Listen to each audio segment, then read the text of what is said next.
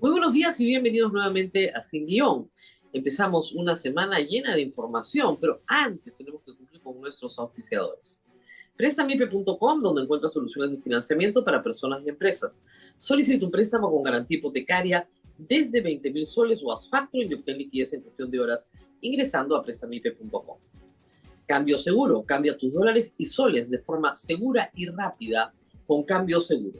Ingresa desde su web o aplicativo y obtén un súper descuento usando el cupón Ahorra Ya. Yo cambio seguro. ¿Y tú? Cálida, gas natural vehicular para camiones y buses. Cambia tu flota a GNB y ahorra más del 50% en costos de combustible, impulsando así la rentabilidad de tu negocio. Para más información, escribe a movilidad.sostenible@calida.com.pe. Y muy bien, vamos a empezar la semana con una investigación que se ha publicado este sábado en el diario La República y que ha tenido poca resonancia, voy a decirlo de alguna manera. Y se trata de graves violaciones a los derechos humanos en Huamanga, Ayacucho. Tenemos la nota acá para ustedes. Fiscalía identifica a la cadena de mando militar en la matanza de Ayacucho. Nos referimos a los hechos del jueves 15 de diciembre del 2022, entre las 2 y 5 de la tarde y las 6 y 26 de la tarde. La nota es de Ángel Páez y lo que ha podido investigar es que la Fiscalía tiene ya individualizada no solo a toda la cadena de mando, sino también a todos los autores materiales de los asesinatos de 10 ciudadanos en Ayacucho. Estas 10 víctimas y unas 55 heridas recibieron impactos de fusiles Gali de propiedad del ejército. Durante más de 4 horas no se dio la orden de cese al fuego. Por lo tanto, los autores, si ustedes quieren, intelectuales, están siendo procesados por asesinato, homicidio con alevosía por omisión. Es decir, porque habiendo tenido la oportunidad de detener la matanza, no lo hicieron. El fiscal identifica a 3 generales, por favor, y a 4 coroneles. Y acá tenemos el cuadro que ha publicado también Ángel Páez en La República. El jefe del Comando Conjunto de las Fuerzas Armadas, en ese momento hoy retirado, general de división Manuel Gómez de la Torre. El jefe del Comando Operacional Este, general de división Miguel González Borges. Y el jefe de la Segunda Brigada de Infantería, general de brigada del Ejército Peruano, Jesús Vera y Penza. Luego ya en Huamanga, responsable de las patrullas del aeropuerto, coronel del Ejército Peruano, Enrique Sampen Díaz, responsable de las patrullas de la Plaza de Armas, teniente coronel del Ejército Peruano, Carlos Núñez González, jefe de la Reserva de la Cuarta División del Ejército Braem, coronel Epe Lindley Pinto y Bárcena, y jefe del equipo número 2, coronel Carlos Vega Pérez. Como ustedes verán, 3 generales, pero 4 coroneles absolutamente operativos, operativos, y que rindieron cuenta, y lo dice en su testimonio el comandante general Manuel Gómez de la Torre, rindieron cuenta inmediata a la presidenta de la República y al entonces ministro de Defensa, Alberto Otárola. Recuerden, estos son hechos del 15 de diciembre del año 2022. De acuerdo a la nota de Ángel Páez, los soldados que disparan contra la gente, causando 10 asesinatos y 55 personas heridas, o sea, un total de 65 personas, han recibido impacto, ¿ok? Esas personas también han sido identificadas. ¿Cómo? A través de videos, de cámaras de seguridad, tanto de las municipalidades como de personas que grabaron parte de estas acciones. Y luego de un paciente trabajo se ha encontrado efectivamente toda la información que determina que estos oficiales contaban con suficiente información, oportunidad y autoridad para detener la operación Restauración Nacional, ese fue el nombre que le pusieron, pero que no lo hicieron, no lo hicieron en ningún momento durante las 2:05 y las 18:29 del jueves 15 de diciembre del 2022. Las tropas del ejército asesinaron a 10 manifestantes y hirieron a 55 personas. Está todo en cámara y la fiscalía ha podido, reitero, establecer las responsabilidades y recordarle a los subalternos que hay un decreto legislativo, el 1095, que establece las formas en las cuales las Fuerzas Armadas deben enfrentarse y establece claramente, claramente que está prohibido, en cualquier caso, disparar indiscriminadamente, que es lo que hicieron exactamente acá. Hay 36 investigados y 25 son los que tienen que asumir el delito de autores directos de estos asesinatos. ¿Por qué esto no está en toda la prensa, digo yo? ¿Por qué no estamos discutiendo esto? Identificada la línea de mando, identificados los agentes que dispararon contra las personas individuales en el informe completo de la Fiscalía. ¿Por qué no estamos hablando de esto otra vez? Porque matar en el Perú se ha normalizado. Esto es solo Ayacucho. Falta Juliaca, Andahuaylas, Macusani en Puno, Chala, Chao. O sea, hay varias investigaciones en curso. Pero esta es la primera que ya está completa, con identificación completa, y es la única, hay que decirlo, en la que la participación completa es única y exclusivamente del ejército peruano. Estas personas van a ir a juicio, les guste o no. Van a ir a juicio por cumplir las órdenes que les dieron sus superiores y estos a su vez por cumplir las órdenes que les dio Dina Boluarte y Alberto Tarola, que están siendo procesados aparte en un proceso ante el fiscal de la Nación. Pero además hay esta noticia de este fin de semana que tiene que ver con este caso directamente. Por favor, si me ayudan, con la Corte Penal Internacional. Dina Boluarte puede ser detenida de inmediato si la Corte Penal Internacional lo ordena. La Corte Penal Internacional va a ingresar en esta materia. El 21 de junio, la Federación Internacional de Derechos Humanos y APRODE están solicitando a la Corte Penal Internacional una investigación preliminar por crímenes de lesa humanidad. Porque estos crímenes de asesinato sistemático, cuando sacas a 10 personas fallecidas y 55 heridas, es un crimen de lesa humanidad, porque es sistemático, ¿ok?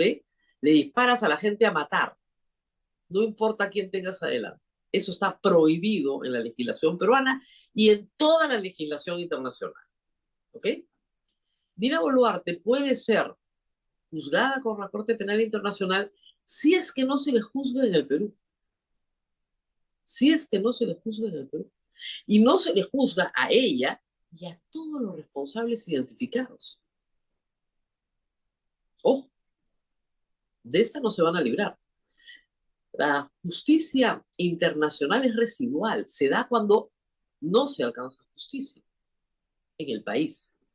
Si se alcanza justicia en el país, no habrá necesidad.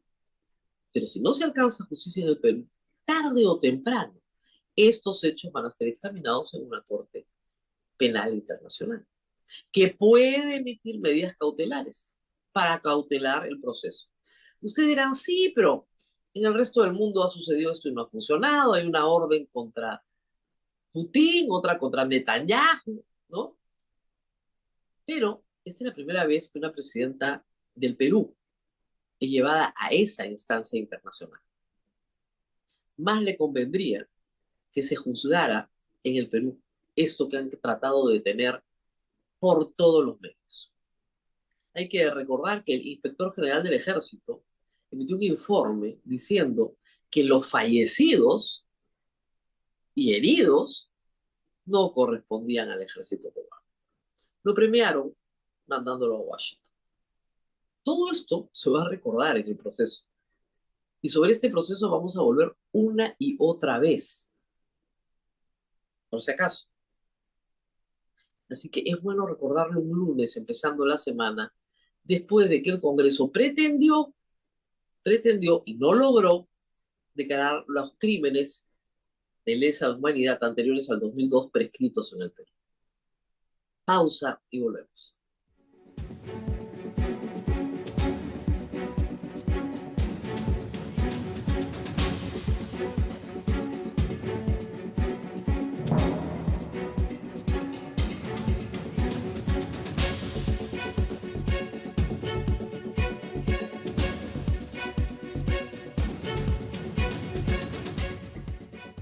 Muy bien, y mientras hablamos, la Corte Interamericana de Derechos Humanos está en audiencia para tomar conocimiento, hoy 17, de esta ley de amnistía que quería aprobar el Congreso para declarar prescritos todos los crímenes de lesa humanidad anteriores al año 2002. Una barbaridad jurídica que está siendo examinada a esta hora en la Corte Interamericana de Derechos Humanos y que no llegó, felizmente, a consumarse la semana pasada, pero que podría entrar a la agenda de la Comisión Permanente que va a legislar hasta el 19 de julio. La Comisión Permanente no puede legislar en materia de reforma constitucional, no puede legislar leyes orgánicas y no puede legislar tampoco insistencias que vienen del Poder Ejecutivo. Pero lo demás, en leyes ordinarias, podría meterlas a la agenda de la Comisión. Como recordaba en mi columna de ayer, el Congreso terminó su legislatura con daños, por supuesto. Hay un recuento de daños. Pero las peores cosas que anticipamos, gracias a Dios, no las votaron. Ya sea porque no tenían los votos, ya sea por la enorme presión internacional y local que hemos tenido. La Corte Interamericana, la ONU, 16 delegaciones diplomáticas en el Perú e internamente un comunicado que unió a los gremios empresariales y a la CGTP. Toda esa movilización paró leyes nefastas como esta ley de amnistía o la disolución de la Junta Nacional de Justicia o la ley anti-ONGs que no llegó siquiera a ser votada. Las otras ya tienen una o dos votaciones. Tampoco se votó la reconsideración de la ley del sistema previsional, dejando en stand-by toda la supuesta reforma de pensiones.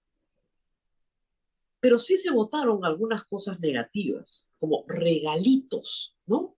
Una amnistía tributaria para todos los que tienen fortunas en el extranjero.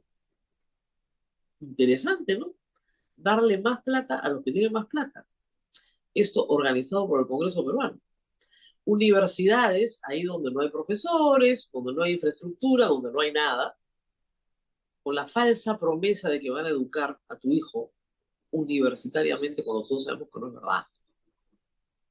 Y, por supuesto, gasto público, para el cual el Congreso no está autorizado porque no tiene iniciativa de gasto, pero regalaron un bono a todos los jueces. Porque sí, porque lo merecen. Vamos con el bono. Demagogia pura, dura, mercantilismo del peor, y un déficit fiscal que comienza a crecer y a preocupar. Para los regalitos, ningún problema. ¿Qué leyes nefastas aprobaron? La ley del cine fue la primera que aprobaron, que tiene dos artículos, uno muy peligroso, que tiene una censura encubierta a todos los que postulan a premios, y dos, otro artículo que hace que las películas regionales no tengan el premio al 100%, sino solo al 50% para hacer su película. La ministra ha dicho que las van a observar. Veremos si la observan o no. Pero ese es el recuento central de daños. Ah, y por supuesto, en materia educativa, que en educación este Congreso ha sido Atila, no les ha bastado con destruir la educación universitaria, lograron aprobar una norma que se suma a la de los 14.000 interinos para que existan, más o menos hay un techo, de 200.000 profesores que no han pasado examen, que son contratados, no nombrados, y que ahora van a ser nombrados automáticamente, realizando el sueño más preciado de ¿quién? De Pedro Castillo y su sindicato FENATI. Ese es el Congreso del Perú. Pero hay que balancear las cosas y hay que hablar del Ejecutivo. Y ahora vamos a hablar de violaciones culturales. El ministro Morgan Quero, el día viernes, emitió este comunicado a través del Ministerio de Educación. Claro, espantado por la reacción que provocaron sus declaraciones. Y en este comunicado se informa a la opinión pública lo siguiente. Desde el Minedu rechazamos enfáticamente cualquier forma de abuso y violencia contra nuestros niños y niñas. No existe excusa ni justificación alguna para actos tan atroces como los ocurridos desde hace 14 años en las residencias estudiantiles del ámbito de la UGEL de Concorcanqui en Amazonas. Asimismo, y acá viene lo bueno, el Minedu rechaza rotundamente la tergiversación de las declaraciones del ministro de Educación Morgan Quero sobre estos hechos realizados el pasado 10 de junio, que recién se hicieron conocidas el 14. Muy bien. Según el ministerio, han separado a 228 docentes y administrativos en graves delitos en todo el país, pero en Amazonas, específicamente en esta UGEL, 116 docentes y administrativos acusados por delitos sexuales también fueron separados. Ok. Asimismo, en respuesta a la reciente denuncia del Consejo de Mujeres Aguajún, el Minedu envió el pasado 26 de mayo una comisión para emitir un informe. Muy bien, está muy bien, está muy bien. Y el segundo equipo técnico se trasladó a la zona desde ayer, por 30 días, para trabajar con las víctimas. Todo muy bien. Pero ¿qué les parece si escuchamos al ministro Morgan Quero y ustedes definen si sus declaraciones sobre las violaciones a las niñas en Concorcanqui fueron tergiversadas o no por la prensa? Escuchemos en su propia voz a Morgan Quero. Me informan que esta situación viene desde el año 2017 y es algo que nos preocupa y al mismo tiempo estamos atendiendo y al mismo tiempo estamos llevando a las niñas a que hagan la denuncia correspondiente. Algunas ya son señoritas mayores. Vamos a trabajar de la mano con el MINSA para atender los temas de salud que correspondan y vamos a trabajar con los hermanos Aguajún porque estoy seguro que debe haber algún tipo de solución que tenemos que encontrar entre todos para zanjar esta situación. Denunciar si ha habido una violación. Si es una práctica cultural, lamentablemente, que sucede en los pueblos amazónicos para ejercer una forma de construcción familiar con las jovencitas, entonces nosotros vamos a ser muy prudentes, pero también vamos a exigirle una respuesta a la comunidad en relación a los descargos que corresponden. ¿Cuál tergiversación? Luego de que se conociera esto y que hubiera una reacción pública masiva, el señor Morgan Quero se ha desgañitado grabando un video, yendo a RPP, yendo a Canal en el viernes, y sigue en esta danza la señora presidenta. Ayer lanza un saludo por el Día del Padre, pero dice que van a proteger a los hijos de la violencia en casa. Miren, fue bien claro. Acá no hay ninguna tergiversación. ¿Qué cosa tiene que trabajar con los hermanos Aguajún? Cuando la gente comete delitos, va presa. Delitos, prisión. Esa es la justicia. Los menores de 14 años, por definición del Código Penal, no son capaces de tener consentimiento. Por lo tanto, todo acto sexual es un acto de violación cuando hay de por medio un menor de 14 años. ¿Les queda claro, no? ¿Les queda claro, ministro? Pero todo acto con un menor de 14 años es violación por definición. Así lo establece la ley penal. Tú puedes discutir consentimiento encima de los 14 años, podrías discutirlo, Pero tratándose de un profesor que pone el Estado peruano, no hay ningún consentimiento posible porque hay una relación de vulnerabilidad de la alumna frente al maestro que la somete. No hay discusión. Estas son violaciones sistemáticas, no porque sean violaciones culturales o prácticas culturales, sino porque una situación de abuso se ha instalado durante más de una década sin que nadie haga nada. Estamos hablando de más de 500 casos reportados por las madres One Piece y Aguajún.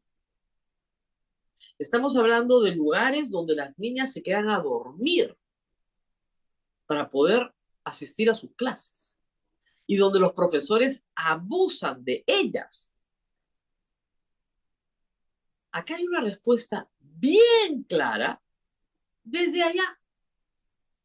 Una líder comunal le explica al ministro de qué se trata el problema. Señor Ministro de Educación, Morgan Quiero, el abuso contra niños y niñas no es una práctica cultural de los Wampis, es un delito. Más de 524 denuncias de abuso y acoso sexual se reportaron entre 2010 y 2024 contra docentes de la provincia de Condorcanqui, territorio Aguajún y Wampis. En el distrito de Río Santiago se denunciaron 175 docentes por estos delitos contra estudiantes Wampis del nivel primaria y secundaria, pero solo 121 fueron separados en toda la provincia. En el territorio Wampis, 10 profesores denunciados por hostigamiento y abuso sexual continúan trabajando en las aulas. Solo 24 docentes fueron separados de las instituciones educativas Distrito Río Santiago. Gobierno Wampis informó al Ministerio de Educación, a la Dirección Regional de Educación de Amazonas, para que sancionen a los directores de UGEL por encubrir los casos de hostigamiento, pero no se pronunciaron. El Estado peruano no garantiza seguridad para los niños y niñas. Bien claro, Lenina, desde la zona. Han hecho un video para explicarle a todo el Perú lo que está pasando. Lo que es una práctica consuetudinaria consentida por los directores de UGEL es lo que están denunciando. Y por eso quieren que los directores de UGEL también asuman responsabilidad administrativa y penal. Las cifras que ella nos da difieren completamente de las cifras del comunicado del señor ministro. Son otras cifras.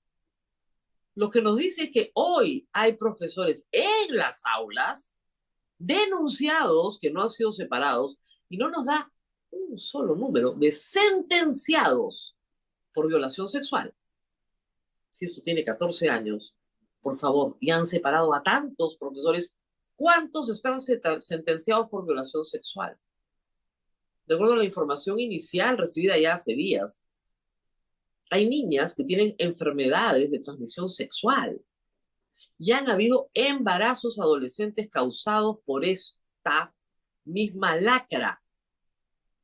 Pero la cereza del queque, la ministra de la Mujer, por favor, también hay declaraciones de ella. La ministra de la Mujer ha dicho que, claro, que está indignada, pero que son prácticas culturales, también Ángela Fernández.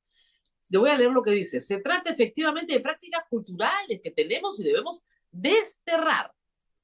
Desterrar.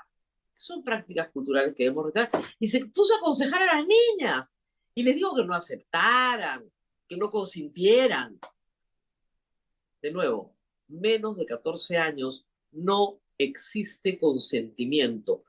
Un embarazo de cualquier niña menor de 14 años es una violación por definición del Código Penal. Y de 14 hacia arriba, 16, 17 que termina secundaria, Tampoco, porque son docentes. Docentes. Tienen una posición de poder sobre la vulnerabilidad de menores de edad. Ahí no hay ningún consentimiento de ninguna naturaleza posible. Hasta el Colegio Médico ha sacado un comunicado ayer. Todas las organizaciones de defensa de derechos de poblaciones nativas, vulnerables, todas las organizaciones de derechos de defensa de mujeres. ¿Qué ha hecho la señora presidenta? Un saludito por el Día del Padre. Y a su ministra Hernández y a su ministro Quero, bien sentados ahí. Se han desgalletado tratando de decir que sí, que no dijeron, que sí dijeron. Pero sí lo dijeron. Y en el fondo están evidenciando su ignorancia en materia penal, pero también su ignorancia en materia del tratamiento de mujer y de educación respecto de niñas. No pueden ser ministros. Estas personas no pueden ser ministros. No tienen lo que se tiene que tener mínimo para el tratamiento de estos temas. Mínimo. Y como ha dicho Lenina, esto no es una práctica cultural de los guampis. Eso ya raya en el insulto. Muy bien, nos tenemos que despedir. Mañana regresamos sobre el Congreso.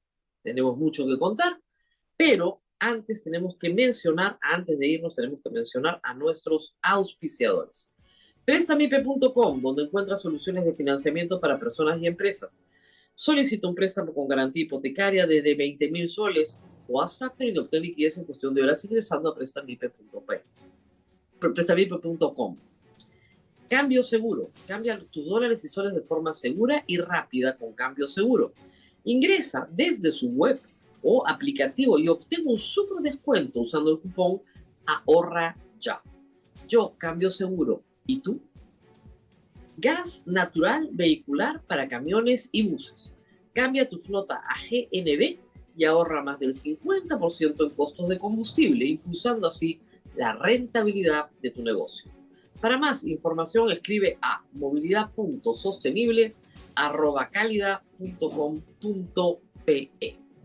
Esto ha sido todo por hoy. Compartan este programa. Nos vemos nuevamente el día de mañana.